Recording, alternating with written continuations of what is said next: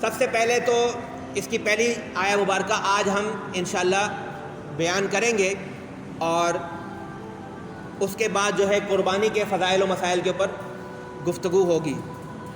تو پہلے سورۃ النساء کی پہلی آیت کی تلاوت اور ترجمہ، اور اس کے بعد اس کی تفسیر بیان کی جائے گی۔ اعوذ باللہ من الشیطان الرجیم، بسم اللہ الرحمن الرحیم۔ یا ایہا الناس اتقوا ربکم الذی خلقکم من نفس واحدہ وخلق منها زوجها وبث منهما رجالا كثيرا ونساء واتقوا الله الذي تساءلون به والارحام ان اللہ کان علیکم رقیبا۔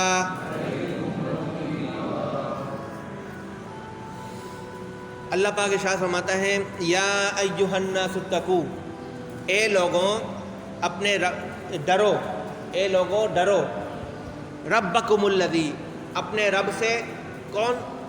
الذی، وہ، خلقکم من نفس واحدہ، جس نے تمہیں ایک جان سے پیدا کیا، وخلق منها زوجها، اور اس جان سے اس کے زوج کو پیدا کیا، وبث منهما رجالا كثيرا ونساء، اور پھیلا دیے پھر ان دونوں میں سے بہت سے مرد اور عورتیں، واتقوا اللہ الذی تساءلون به والارحام، اور ڈرو اللہ سے، اس اللہ سے جس کے نام کا واسطہ دے کر تم مانگتے ہو، والارحام، اور اپنے رشتوں کا بھی لحاظ کرو، صلہ رحمی کرو، ان اللہ، بے شک اللہ، کان علیکم رقیبا، ہر وقت تم کو دیکھ رہا ہے، تم پر نگہبان ہے۔ سورہ آل عمران کی جو آخری آیت تھی اس میں اللہ نے ارشاد فرمایا تھا، یا ایھا الذین آمنوا اصبروا وصابروا ورابطوا واتقوا اللہ لعلکم تفلحون۔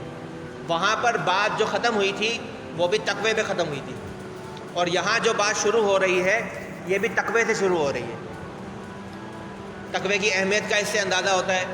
نمبر 2، دونوں صورتوں میں ربط کا پتہ چلتا ہے کہ مضمون جہاں پہ ختم ہوا پچھلی صورت کا، اگلی صورت کا مضمون بھی وہیں سے شروع ہوا، یہ مناسبت اور مطابقت ہے۔ اللہ تعالیٰ نے کیا فرمایا؟ یا ایھا الناس، یہاں پر اللہ تعالیٰ نے تمام انسانیت کو مخاطب کیا، جملہ انسانیت کو، اور جس طرح سے میں نے بتایا کہ یہ صورت جو ہے سورۃ النساء ہے، عورتوں کے حقوق کے بارے میں ہے۔ تو جس معاشرے کے اندر جب یہ سورہ نازل ہوئی تھی اس وقت عورتوں کے حقوق نہیں تھے، نام کے حقوق تھے، اگر تھے بھی تو ان کو ملتے نہیں تھے۔ تو اللہ تعالیٰ نے پہلی آیہ مبارکہ میں اس بات کی وضاحت فرمائی ہے کہ کوئی بڑا کوئی چھوٹا نہیں ہے، اللہ کی نظر میں سب برابر ہیں، خواہ وہ مرد ہے یا عورت۔ اور یہ عورت جو ہے کوئی آسمان سے نازل ہوئی مخلوق نہیں ہے، یا کوئی کمتر مخلوق نہیں ہے، یہ بھی وہی ہے جس کو اللہ تعالیٰ نے پیدا کیا ہے۔ اور اللہ نے اس بات کا اظہار فرمایا کہ ساری انسانیت کو اللہ تعالیٰ نے ایک جان سے پیدا کیا۔ وہ جان کون سی؟ آدم علیہ السلام۔ اور پھر فرمایا کہ وَخَلَقَ مِنْهَا زَوْجَهَا، اور اس آدم سے ہم نے اس کے زوج کو پیدا کیا۔ زوج سے مراد جوڑ، یعنی کہ ان کی بیوی حوا کو پیدا کیا گیا۔ وَبَثَّ مِنْهُمَا، اور پھر ان دونوں سے، آدم اور حوا کے ذریعے ہم نے انسانیت کو پھیلا دیا، بہت سے انسان پیدا ہوئے، مرد بھی اور عورتیں بھی۔ انسانیت کی ابتدا کا بیان اللہ تعالیٰ نے فرمایا، اور اس بیان کے اندر اللہ نے عورت کی اہمیت کو بھی واضح کر دیا کہ اگر عورت نہ ہوتی تو انسانیت کبھی بھی پنپتی نہیں، پھلتی پھولتی نہیں۔ جس قدر یہ انسان دنیا میں آج پائے جا رہے ہیں، یہ عورت کی برکت سے ہی ہے، جس کو اللہ تعالیٰ نے ایک ذریعہ بنایا ہے۔ یقیناً خالق، اصل حقیقی خالق و مالک تو اللہ تعالیٰ ہے، اور پہلے اس بات کا واقعہ بیان بھی کر دیا کہ اللہ نے بغیر ماں، بغیر باپ، بغیر کسی سبب کے آدم کو پیدا کیا، اور پھر آدم سے بغیر کسی عورت کے سبب کے حوا کو پیدا کیا۔ پھر آگے اللہ نے ایک نظام کائنات بنا دیا کہ عورت اور مرد کا ملنا جو ہے مزید آبادی کا سبب بنے گا، اور اس سے اللہ نے ابتدائی آیت کے اندر ہی عورت کی اہمیت کو بیان کر دیا کہ اگر عورت نہیں ہوگی، مرد اور عورت کی شادی نہیں ہوگی تو نسل انسانی آگے نہیں بڑھے گی۔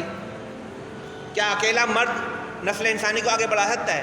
نہیں، نہ ہی اکیلی عورت۔ تو اللہ تعالیٰ نے اس بات کو واضح فرمایا کہ مرد اور عورت کو اللہ نے پیدا کیا ہے، اور دونوں کے حقوق اللہ تعالیٰ نے مقرر کیے ہیں۔ ہر ایک کو اپنی حد کے اندر رہ کر کے زندگی گزارنی چاہیے، اور ایک دوسرے کے حقوق کا خیال رکھنا چاہیے۔ تو یہ پہلی آیت کے اندر اللہ تعالیٰ نے نسل انسانی کی ابتدا کا بیان بھی کر دیا، اس بات کا بھی اظہار فرما دیا کہ اللہ کسی سبب کا محتاج نہیں ہے۔ پیدا کرنا چاہے تو آدم کو بغیر ماں، بغیر باپ کے پیدا کر دیا، حوا کو بغیر ماں کے پیدا کر دیا، اور اگر سبب کو دیکھنا چاہے تو پھر انسانیت کو اس طرح سے پھیلایا کہ ان دونوں آدم اور حوا کے ذریعے پوری انسانیت کو پھیلا دیا۔ جو لوگ یہ کہتے ہیں کہ وسیلہ جو ہے وہ کوئی حیثیت نہیں رکھتا، ڈائریکٹ جو ہے اللہ تعالیٰ سے مانگنا چاہیے، تو ان کو بھی اس آیت مبارکہ میں غور کرنا چاہیے کہ اللہ تعالیٰ نے بغیر وسیلے کے نسل انسانی کو پھیلانا بھی مناسب نہیں سمجھا، بلکہ عورت اور مرد کے ملاپ کو وسیلہ قرار دیا۔ جب مرد عورت ملیں گے، یہ وسیلہ بنے گا، یہ سبب بنے گا، تو پھر آگے نسل پھیلے گی۔ تو وسیلے کا بھی ایک طرف سے اس میں ثبوت ملتا ہے۔ اور پھر اللہ تعالیٰ نے آگے ارشاد فرمایا وَاتَّقُوا اللَّهَ الَّذِي تَسَاءَلُونَ بِهِ وَالْأَرْحَامَ۔ عام طور پر کیا ہوتا ہے کہ جب کوئی انسان پریشان ہو جاتا ہے، اس کے پاس کسی چیز کی کمی ہوتی ہے، اور وہ دوسروں کی طرف دیکھتا ہے یا مانگتا ہے، تو وہ کیا کہتا ہے کہ اللہ کے نام پہ دو، بنانے والے خالق و مالک کے نام پر دو۔ کسی سے سوال کرتے ہیں، کسی سے مانگتے ہیں، یا کبھی کسی مسئلے میں پھنس جاتے ہیں اور معافی مانگتے ہیں تو اللہ کا واسطہ دیتے ہیں، یار اللہ کا واسطہ ہے، اس معاملے کو چھوڑ دو، رفع دفع کر لو، لڑائی کو ختم کر دو۔ تو یہ جو اللہ کے واسطے تم ہر معاملے کے اندر دیتے ہو، خواہ تمہیں کسی چیز کی ضرورت ہوتی ہے، خواہ تمہیں کسی پریشانی سے نکلنا ہوتا ہے، اسی رب سے ڈرو۔ اللہ نے فرمایا وَاتَّقُوا اللَّهَ الَّذِي تَسَاءَلُونَ بِهِ، ڈرو اس اللہ سے جس کے ذریعے، جس کے نام پر تم ایک دوسرے سے مانگتے ہو، جس کے نام پر تم ایک دوسرے سے امن مانگتے ہو، جس کے نام پر تم ایک دوسرے سے مال مانگتے ہو، نعمت مانگتے ہو، آسانی مانگتے ہو، عافیت مانگتے ہو، اس اللہ سے ڈرو۔ والارحام، اور رشتوں کے اندر حسن سلوک کا لحاظ رکھو، رشتوں کو، ناتوں کو توڑنے سے بچو، قطع رحمی سے بچو، صلہ رحمی کو اختیار کرو۔ اب یہ جو اللہ تبارک و تعالیٰ نے اس بات کا ذکر فرمایا کہ رشتہ داروں کے ساتھ حسن سلوک کرو، یہ کیوں بیان کیا؟ یہ اس لیے بیان کیا کہ اللہ تعالیٰ نے اس دنیا میں ہر انسان کو کسی نہ کسی کا محتاج بنایا ہے، اور کسی نہ کسی کے اوپر اس کو مقرر کیا ہے، کسی کا نگہبان بنایا ہے، کسی کا محتاج بنایا ہے۔ نظام کائنات اللہ تعالیٰ نے اس طرح سے بنایا ہے کہ کوئی کسی کا محتاج ہوتا ہے، کوئی کسی کا امیر ہوتا ہے، نگہبان ہوتا ہے، مرد و عورت کے درمیان مرد جو ہے نگہبان ہوتا ہے، اولاد اور والدین کے درمیان اولاد جو ہے وہ والدین کی محتاج ہوتی ہے ابتدائی زمانہ کے اندر۔ اسی طرح سے دیگر رشتہ دار ہیں، ان کو رشتوں کے اندر اللہ تعالیٰ نے جوڑا ہے، اور اس کا مقصد یہ ہے کہ تاکہ لوگ مل جل کر رہیں اور ایک دوسرے کی ضرورتوں میں ان کے کام آئیں۔ اگر ہر انسان اپنے منہ ہو جائے، کسی کی طرف دھیان نہ کرے، تو یہ نظام کائنات نہیں چل سکتا۔ کسی انسان کو اللہ نے امیر بنایا، کسی کو غریب بنایا۔ اگر سارے امیر بنا دیتا تو دنیا نہیں چل سکتی تھی، کام کون کرتا؟ اگر سارے غریب بنایا جائے تب بھی دنیا کا نظام نہیں چلتا۔ تو اللہ تعالیٰ نے ایک مخصوص تشکیل کے ساتھ اس کائنات کو تخلیق فرمایا ہے، اور اسی لیے اللہ نے مختلف مقامات پر قرآن کے اندر بھی اور رسول اللہ صلی اللہ تعالیٰ علیہ وسلم نے احادیث کے اندر بھی صلہ رحمی کا ذکر فرمایا ہے، اور صلہ رحمی کو بڑی اہمیت دی ہے۔ رشتہ داروں کے ساتھ حسن سلوک کرنا۔ عبداللہ بن ابی اوفا رضی اللہ تعالی عنہ راوی ہیں، رسول اللہ صلی اللہ تعالی علیہ وسلم نے فرمایا، جس قوم میں رشتہ داری توڑنے والا ہوتا ہے اس قوم پر اللہ کی رحمت نازل نہیں ہوتی۔ یعنی جس قوم کے اندر، جس گروہ کے اندر ایسے اشخاص ہوں جو کہ اپنے رشتہ داروں کے ساتھ برا سلوک کرتے ہیں، اللہ تعالیٰ کی رحمت سے محروم ہو جاتے ہیں۔ اور حضرت ابو بکرہ راوی ہیں کہ حضور اقدس صلی اللہ تعالیٰ علیہ وسلم نے فرمایا کہ جس گناہ کی سزا دنیا میں بھی جلد مل جاتی ہے اور آخرت میں بھی عذاب اللہ کا تیار ہے، وہ گناہ کون سے ہیں؟ پہلا گناہ بغاوت ہے، اس کی سزا دنیا میں بھی ملتی ہے اور آخرت میں بھی۔ اور دوسرا گناہ قطع رحمی ہے، رشتہ داروں کے ساتھ تعلق ختم کرنا بغیر کسی وجہ کے۔ یقیناً یہ بات تو واضح ہے کہ بغیر کسی وجہ کے قطع تعلق کرنا منع ہے، حرام ہے، لیکن اگر کوئی دینی وجہ ہو کہ وہ آپ کے عقائد کے خلاف ہوں، مثال کے طور پر اگر آپ کے رشتہ داروں میں کوئی قادیانی ہو جائے، اللہ نہ کرے، تو ایسے کے ساتھ تو پھر تعلق قائم رکھنا جائز نہیں، کیونکہ اس میں نقصان اس بات کا ہے کہ کہیں آگے چل کے آپ کی نسل کے اندر یہ چیز فتنہ نہ پھیل جائے۔ اسی طرح سے کوئی بد عقیدگی کا مظاہرہ کرتا ہے تو اس کو سمجھانے کی ضرورت ہے۔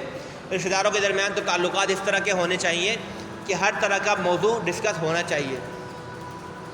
تو اللہ تبارک و تعالیٰ نے اس آیہ مبارکہ میں نسل انسانی کی ابتدا کا ذکر بھی فرما دیا، عورتوں کی اہمیت کا ذکر بھی فرما دیا، اور معاشرے کو کس طرح لے کے چلنا ہے اس کا بھی ذکر فرما دیا۔ ان اللہ کان علیکم رقیبا، اور یہ بھی آخر میں بیان فرما دیا کہ تم سب کے اوپر بھی کوئی نگہبان ہے۔ اگر تم یہ سمجھو کہ میں بڑا ہوں اپنے خاندان کا، مجھے کوئی پوچھنے والا نہیں ہے، تو یہ غلط بات ہے، تمہیں بھی کوئی پوچھنے والا ہے، اور وہ اللہ رب العزت کی ذات ہے، وہ تم سے سوال کرے گی۔ کلکم سائل وکلکم مسئول عن رعیتی، یہ حدیث مبارکہ کے الفاظ ہیں کہ تم میں سے ہر ایک شخص جو ہے اس سے اس کی رعایا کے بارے میں سوال کیا جائے گا، جو اس کے ماتحت ہوں گے۔ والدین سے اولاد کے بارے میں سوال کیا جائے گا، افسر سے اس کے نوکروں کے بارے میں سوال کیا جائے گا، ماتحتوں کے بارے میں، کہ تم نے ان کے ساتھ کیا کیا، کس طرح سے ان کے ساتھ معاملات کیے، کسی کے ساتھ ظلم تو نہیں کیا، کسی کے ساتھ زیادتی تو نہیں کی، کسی کے حقوق تو پامال نہیں کیے۔ تو یہ ساری باتیں اللہ تعالیٰ نے بیان فرمائی۔ تو یہ آیہ مبارکہ جو ہے سورۃ النساء کی پہلی آیہ مبارکہ، یہاں پر آج ہم اپنا درس قرآن ختم کریں گے۔